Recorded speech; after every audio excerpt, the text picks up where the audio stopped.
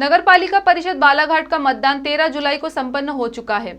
सभी 33 वार्डों में पार्षद पद के लिए मैदान में उतरे प्रत्याशियों को प्राप्त मत ईवीएम मशीन में कैद हो गए हैं और सभी ईवीएम स्ट्रांग रूम में बंद कर दी गई है। मतगणना 20 जुलाई को होनी है। वहीं दूसरी ओर प्रत्याशियों की धड़कनें बढ़ी हुई है कि आखिर जनता ने अपने वार्ड के विकास के लिए किसे चुना है। इसी बीच कांग्रेस, आम आदमी पार्टी और निर्दलीय प्रत्याशियों में इस बात का संदेह खड़ा हो गया है कि क्या स्ट्रांग रूम में रखी गई ईवीएम मशीनें वहां पूरी तरह सुरक्षित है।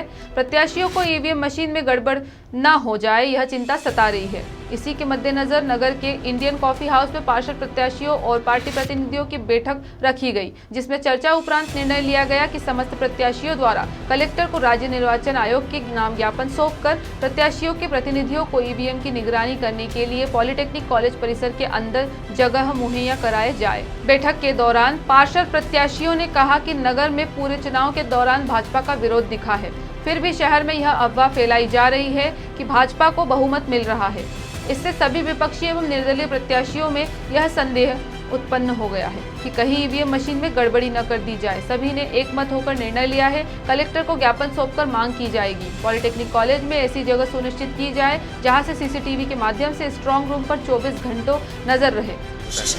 मैं शिव जायसवाल, आम आदमी पार्टी का नगर संयोजक।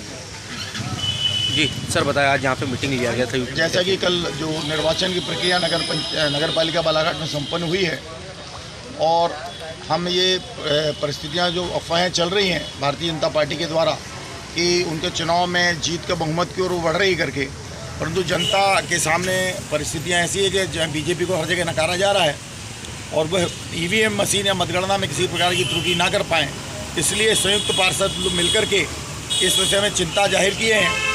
और आज ये तय हुआ है कि हम जिला प्रशासन से इस बात की मांग करेंगे कि उसकी निगरानी पार्षद अपने प्रतिनिधियों के माध्यम से करें और अंतिम मतगणना तक निर्वाचन की प्रक्रिया पारदर्शितापूर्ण हो। इस हेतु कल प्रशासन से ज्ञापन सौंप करके मांग करेंगे कि वह आम प्रत्याशियों की निगरानी में वह ईवीएम मशीन का जो स्ट्रांग रूम है वो देखता रहे और किसी प्रकार की गड़बड़ी ना हो सके। ऐसा हम कल ज्ञापन सौंप करके प्रशासन से मांग करेंगे, निर्वाचन आयोग से मांग करेंगे। मैं रामलाल बिशेन, पूर्व पार्षद, वार्ड नंबर 11 से मैं 3 बार पार्षद रह चुका हूं और मेरे वार्ड को एसटी कर दिया गया। ऐसी स्थिति में मैंने वार्ड नंबर 12 में निर्दलीय चुनाव लड़ा हूं और आज स्थिति ये बनी है कि शहर के जितने भी कांग्रेस हो, निर्दलीय हो, सब हम लोग ने मीटिंग की है ईवीएम मशीन को लेके। हमको ये डर लग रहा है कि ईवीएम मशीन में कोई छेड़छाड़ ना हो। ये हमारे बड़े भाई शिव जायसवाल जी ने, पंजवानी जी ने जो बोले, मैं इतना ही बोलना चाहूँगा कि हमारे वार्ड नंबर 12 हो, 11 हो, 13 हो, यहाँ स्थित 33 वार्ड में ऐसा लग रहा है कि ये लोग बोल रहे हैं कि हम इतने वोट से जीतेंगे, 550 वोट ले लिए, फलाना कर लिए, लेकिन वहाँ की जनता ने इनको नकार चुकी है। इसलिए हम लोग ने ये कदम उठाया। क्या चाहते हैं आप लोग? हम ये चाहते हैं कि ईवीएम मशीन में छेड़छाड़ नहीं होना चाहिए और कल हम इस चीज़ को राज्य निर्वाचन आयोग केंद्र में और कलेक्टर साहब को हम लोग एक ज्ञापन देने जा रहे हैं कि ईवीएम मशीन में छेड़छाड़ ना हो। विधानसभा श्याम पंजवानी, अध्यक्ष शहर कांग्रेस बालाघाट। सर बताइए, आज आप लोग बैठक लेने का मकसद क्या रहा है, क्यों? देखिए, जिस प्रकार से इतने विरोध होने के बावजूद भी कई ऐसे प्रदेश थे जहां पर भारतीय जनता पार्टी की सरकारें बन गई, कहीं ना कहीं ये स्थिति डाउटफुल वाली स्थिति थी और उसी को लेकर हम जिस प्रकार से पूरे बालाघाट में 33 वार्डों में गली गली घूमकर यह समझ में आ रहा है कि भारतीय जनता पार्टी का विरोध है, लेकिन चुनाव होने के बाद तत्काल यहाँ पर भारतीय जनता पार्टी के नेताओं द्वारा घोषणा कर दी गई कि लगभग 29-30 सीट हम बीजेपी जीत रही है।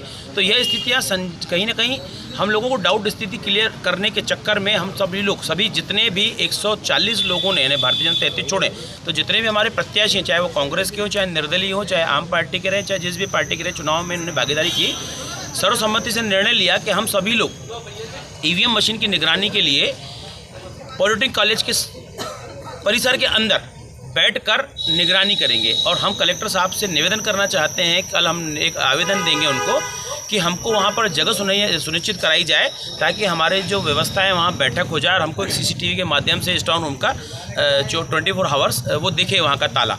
तो इस विषय पर सबने चर्चा की और सर्वसम्मति के साथ हम कल कलेक्टर साहब से ज्ञापन देंगे और चुनाव आयोग दिल्ली और भोपाल, उन सब पे भी हम लोग वहाँ पर निवेदन करेंगे। और मेरा ये मानना है कि इसमें किसी भी सत्ता में हो, चाहे विपक्ष में हो, चाहे कोई भी अधिकारी हो, उनमें इस चीज़ को कोई आपत्ति नहीं होनी चाहिए। अगर हमको कोई डाउट है तो डाउट क्लियर करने के लिए हमको वहाँ पर व्यवस्था बनाई जाएगी। मैं इतना समझता हूँ कलेक्टर साहब कल हमको ये सब चीज़ें मुहैया करवा देंगे। बालाघाट से वीरेंद्र श्रीवास की रिपोर्ट।